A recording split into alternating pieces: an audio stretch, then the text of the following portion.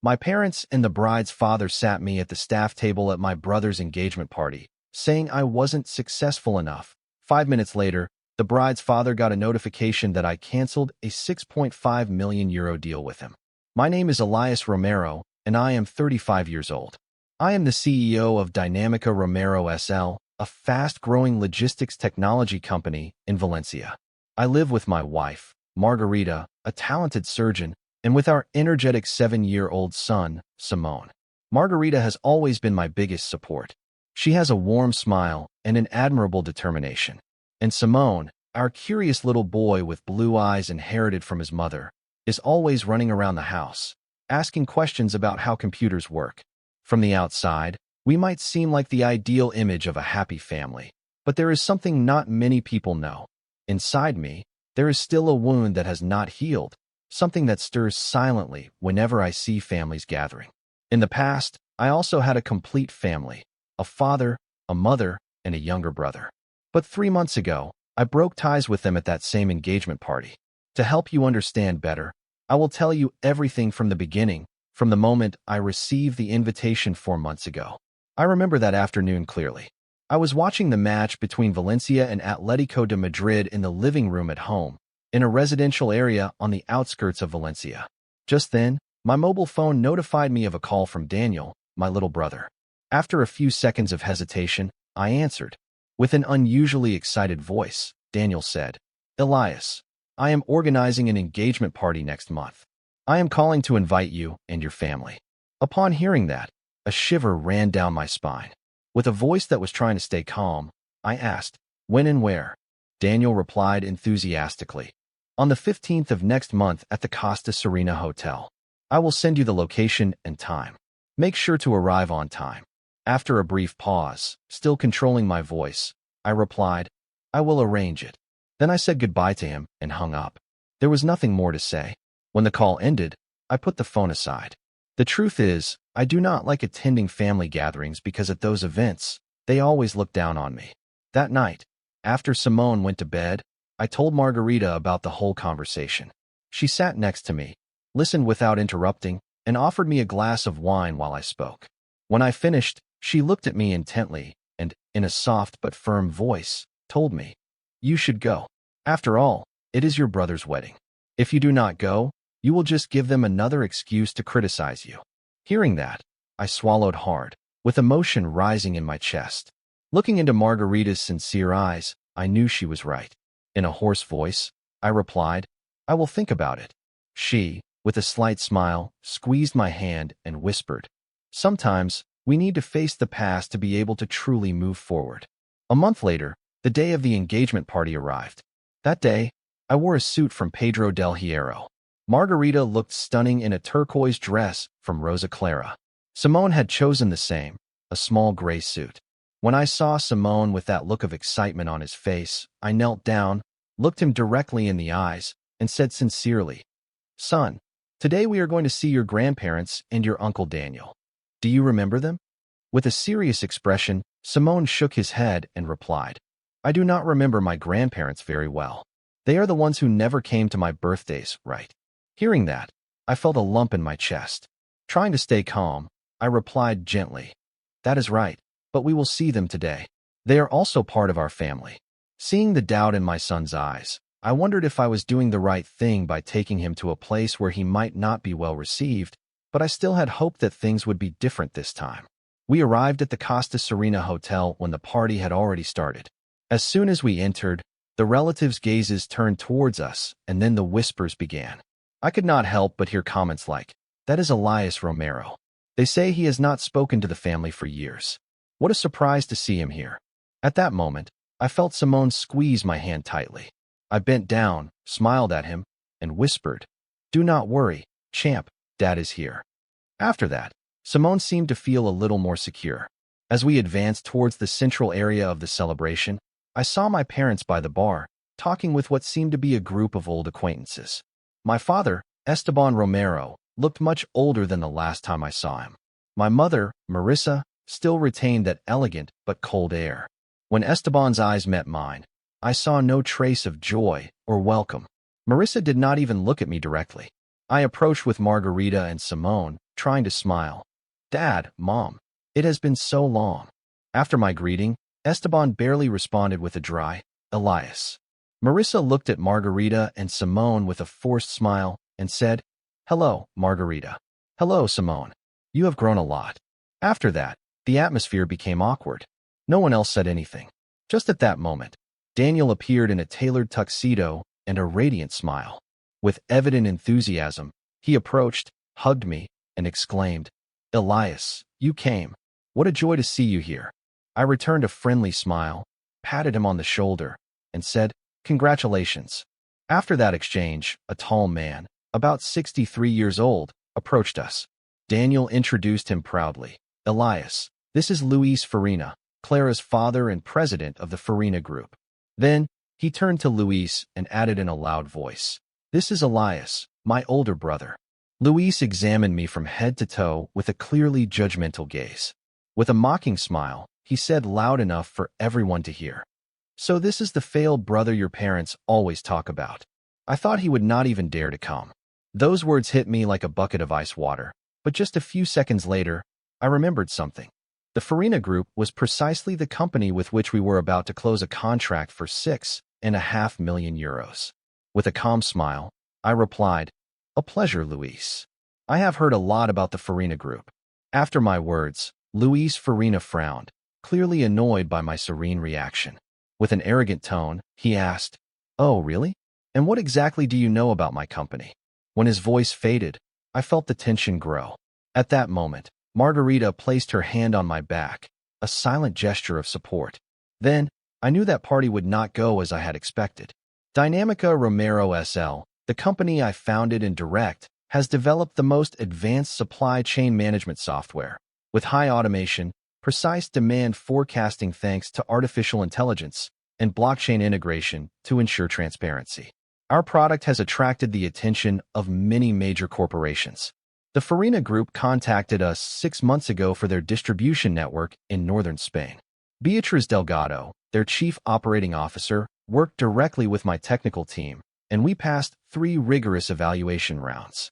The contract, valued at €6.5 million, represented a key turning point for Dynamica Romero SL to expand into new markets and increase our stock value. Interestingly, throughout the entire negotiation process, no one from the Farina team knew that I had a family connection to them through Daniel. Beatriz only knew me as Elias Romero, CEO of Dynamica Romero SL, not as the older brother of the future husband.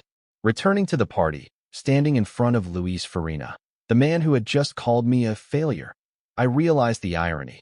The president of the company that was about to sign a multi-million-euro contract with me had no idea who I was. At that moment, I could have told the truth directly, but a part of me wanted to see how far this story would go. Perhaps it was also an opportunity to understand how my family really saw me when I was not around. With a calm smile, I vaguely answered Luis. I work in software technology for supply chain management. The Farina Group is a great reference in the sector.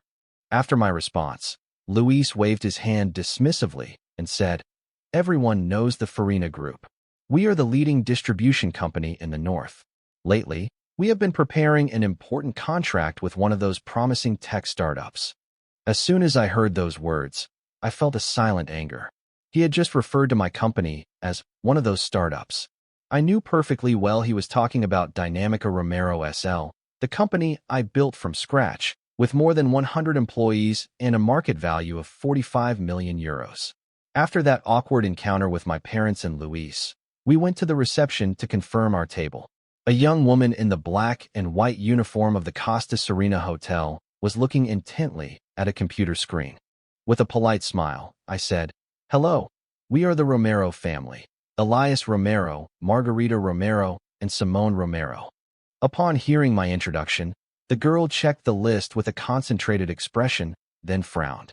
After searching for a while, she said in a somewhat confused tone, I am sorry, I cannot find your name on the main guest list.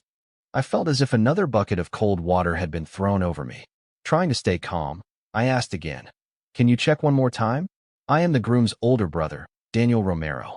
The young woman checked the list again and, right after, said in an apologetic tone, Yes, here it is, but on the supplementary list. I was frozen. I could not believe what I had just heard. A few seconds later, the employee added, somewhat uncomfortably, "Please, follow me. Your table is at the back, on the left side, next to the gift table." I felt my body tense up. They had not seated us in the central area, where the close family and friends were. They had set us aside, next to the gifts. At that moment, Margarita squeezed my hand hard, a silent reminder that I had to stay calm. Simone, not understanding what was happening, looked at me with innocent eyes and asked, "Dad, why are we so far away?" With a forced smile, I whispered to him, "It is nothing, champ. Maybe there was no space in the main part." We followed the employee to a corner far from the celebration hall. There were 3 lonely chairs next to the gift table. There were no flowers, no cards with our names, and, most importantly, no one else at that table. We were completely isolated. As soon as I saw that arrangement, rage began to boil inside me. I knew it was not a mistake. It was a deliberate act, and it came from people in my own family. Unable to accept this treatment, I decided to find out what was happening. I whispered to Margarita that I would be right back and headed to the reception to speak with a manager, but just as I was about to speak, I saw my parents and Luis approaching with frowns. Esteban Romero stood in front of me and, in a low, angry voice, said, "What do you think you are doing? Do you want to cause trouble on your brother's special day?" Trying to maintain my composure, I replied, "I just want to ask about our table. Why are we next to the gifts, away from everyone?" Esteban looked at me directly, coldly, and said through his teeth, "If you go in there, you will embarrass us." It was like a direct stab to the chest. My father, whom I had admired all my life, had just admitted that he was ashamed of me. Right after, Marissa intervened, with the same hardness on her face. In a low but sharp voice, she added, "You had better sit where we have put you and stay there. Pretend you are not even here." Those words hurt me to the core, not for their harshness, but for what they revealed, that my own mother wished for me to disappear on such an important day for the family. And then, Luis, with a mocking and undisguised smile, added, "Listen to me carefully, Romero. This is a party for important people, influential guests, not for people like you. You are beneath us." I felt a mixture of trembling and indignation. Not only were they treating me like a stranger, they were humiliating me in public. I did not argue. I simply turned around and walked away in silence. Upon returning to Margarita and Simone, I saw how my wife was trying to explain to our son why we had been set aside like that.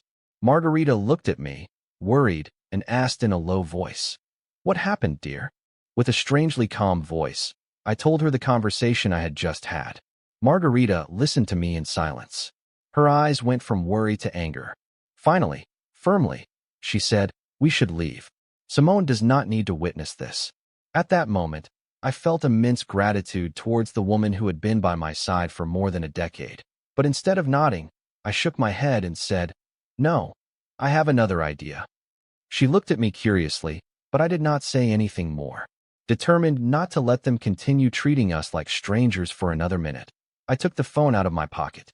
With trembling fingers, I looked for the number of Alvaro Serrano, Chief Operating Officer of Dynamica Romero SL, my partner from day one.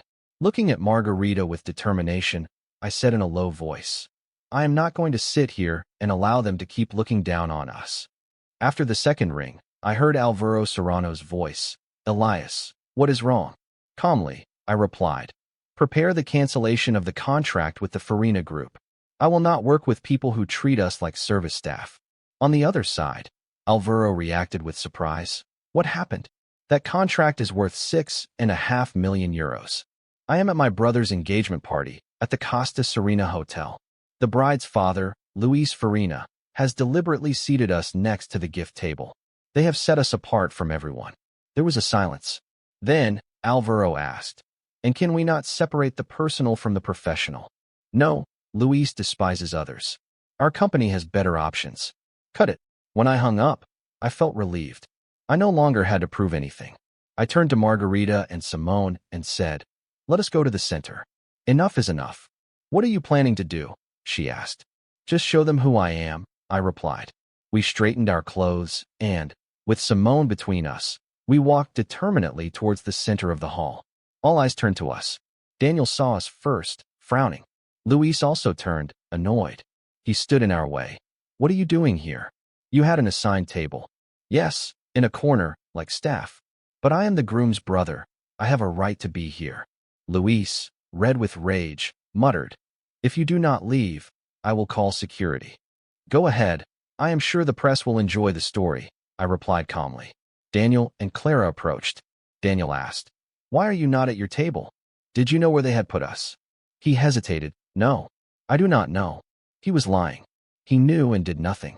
At that moment, important guests approached. One, in an Emilio Tucci suit, asked, Is there a problem? Luis replied with a forced smile. Nothing, a misunderstanding. But that man recognized me. Are you Elias Romero, director of Dynamica Romero SL? Luis froze. You are the director? That is right, I replied calmly. I am Elias Romero, founder and CEO. When I finished speaking, Luis Farina looked as if he had been struck by lightning. They were about to sign a multi-million euro contract with Dynamica Romero SL, and he had just discovered that the failure he insulted was the CEO. He tried to save the situation with an ironic smile. CEO, the same one his family calls a failure? How is that possible? Or have you heard details of the deal to pass yourself off as someone? The atmosphere froze. Everyone was looking at me, waiting for my reaction. With a calm smile, I said, Can you call Beatriz Delgado, Chief Operating Officer of the Farina Group? She will confirm who I am. And I will take this opportunity to tell you that the 6.5 million euro contract is cancelled. Luis took out his mobile and called. After a few words with Beatriz, the color drained from his face. In a trembling voice, he said, I hope you do not let this affect the relationship between our companies. We greatly value your technology. I felt his change in attitude, but I did not enjoy it. I did not want respect for my position, but as a person, as Daniel's brother. At that moment, Clara approached, confused. She looked at her father and then at me. What is going on? Why is everyone so tense? Clara, you asked for me to be seated separately, but they placed me next to the gift table. The gift table? No, I only asked for you to be put at a private table because of your family. She went to talk to the staff. Minutes later, the coordinator appeared, embarrassed. It was at the request of Esteban, Marissa, and Mr. Farina. Clara, red with indignation, turned to her father. Dad, why did you do this? Luis muttered. It is an important party. We could not risk the family image. She looked at me, regretful. I am sorry, Elias. I did not know anything. You are not the one who should apologize, I replied with a serene smile. Then, my parents arrived. Esteban asked what was happening, but Clara got ahead of them. Why have you done this? Elias is your son. Caught by surprise, they took a moment to respond. Finally, Marissa said coldly, We only did what was best for the party. Elias does not fit in here. That phrase broke me inside. After all I had achieved, I still did not fit in, according to my mother. Daniel, with a trembling voice, dared to speak. Elias, I am sorry. I looked him in the eyes. Did you know where they seated us? He lowered his head. Yes, but I did not think they would go that far. I thought they would just put you at another table. Why did you not stop it? I was not brave. I was afraid of disappointing Mom and Dad. I understood that it was not the first time he had been silent. For years, he saw how they treated me and never said anything. Silence is also a betrayal, Daniel. I do not blame you, but I can no longer trust you. Daniel collapsed emotionally. Clara, by his side, looked at him with disappointment. Luis tried to regain control. Elias, about the contract. I raised my hand and interrupted him. We will talk about it another day. You already know my position. Luis nodded, pale. He knew the deal was lost. My parents watched us with shame and anger. They had been exposed.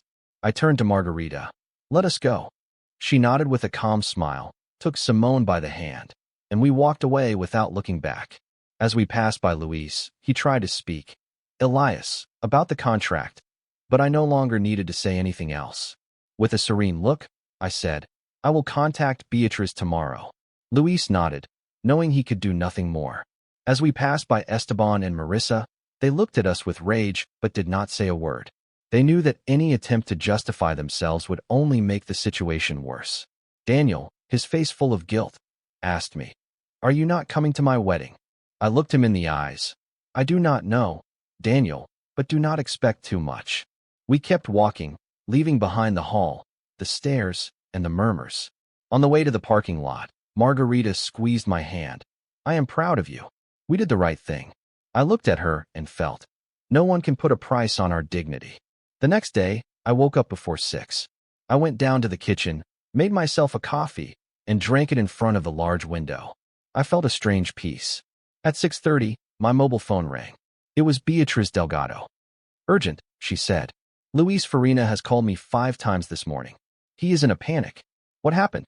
I told her everything calmly. After a pause, she replied, I am truly sorry, Elias. It is not your fault, I told her. But the decision is made. We will not collaborate with the Farina Group. 2 weeks later, I received a message from Daniel. He wanted to talk.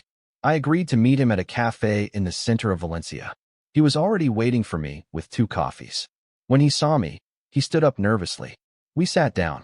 Without beating around the bush, I asked, What do you want to tell me? Looking at his cup, he murmured, How did you endure so many years of mom and dad's scorn? I was surprised. It was not what I expected to hear. I took a sip and replied, I do not endure it anymore. I stopped trying a long time ago. Danny lowered his voice. Now the same thing is happening to me. Since the party, they control us more. Our jobs, the wedding, even where we will live. I felt compassion. The perfect son was beginning to suffer what I had suffered. I told him, You chose silence when they looked down on me. Now it is your turn to face them. He bowed his head. With a trembling voice, he admitted, I know, and I am truly sorry, Elias. I do not hold a grudge against you, I replied, but I do not trust you. After a few seconds, Daniel took out an envelope. It is a new invitation. Clara and I are having a small wedding, with those who truly matter, without Luis, without my parents. I remained silent. He added, We want to start our life with love and respect. I hope you will come. Holding the invitation, I said, I will think about it. Half an hour later, we said goodbye. For the first time in years, I felt something like hope. Perhaps it was the beginning of a different relationship, based on respect, not expectations. A month later, we were returning to the Costa Serena Hotel. I was tense, fearing it was all a trap, but Daniel kept his word. He received us with a sincere hug. Our table was in the center, with a sign that read, Family of Elias Romero. It was not just a chair. It was an apology, a first step towards reconciliation.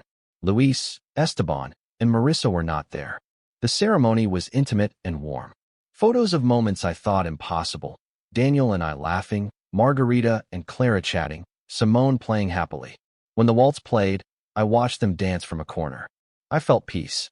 They had chosen love and freedom, not pressure or appearances. And then I understood. Healing takes time, but it is not impossible. Sometimes, it all starts with something as simple as a sign with your name on it.